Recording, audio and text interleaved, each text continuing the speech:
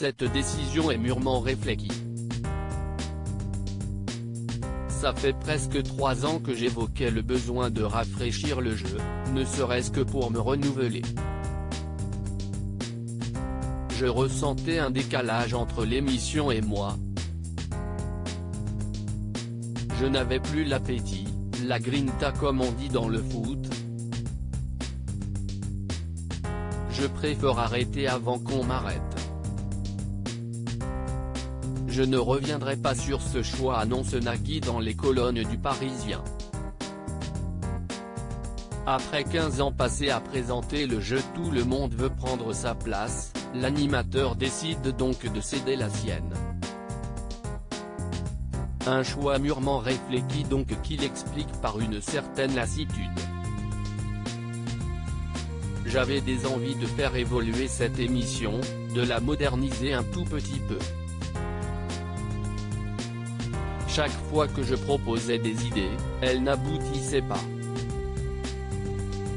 Peut-être par peur d'un rejet des téléspectateurs. Résultat, ça fait 15 ans que CST exactement le même jeu qu'au premier jour, explique Nagui.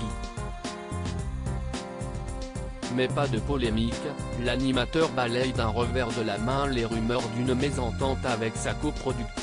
Le mot mésentente sous-entend des drames, des portes qui claquent et des engueulades. On n'a juste pas la même vision des choses, poursuit-il. Nagui avait déjà laissé penser que le jeu s'arrêterait, une nouvelle que les fans du jeu avaient vu venir. Le 13 avril 2021, Nagui avait fait un post Instagram pour les 15 ans de Tout le monde veut prendre sa place. Ça a commencé en juillet 2006. Ça s'appelle une belle histoire, a-t-il déclaré. La réaction des internautes ne s'est pas fait attendre et avait même créé une vague de spéculation concernant la fin de l'émission.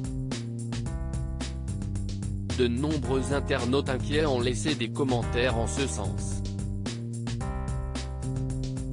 Ça veut dire quoi ce message? J'ai peur, l'émission va s'arrêter? La fin de cette émission? Est-ce que ça veut dire que CST la fin? Cette vidéo est énigmatique. Alors non, ce n'est pas la fin, rassure Nagui. Le jeu va continuer avec quelqu'un d'autre.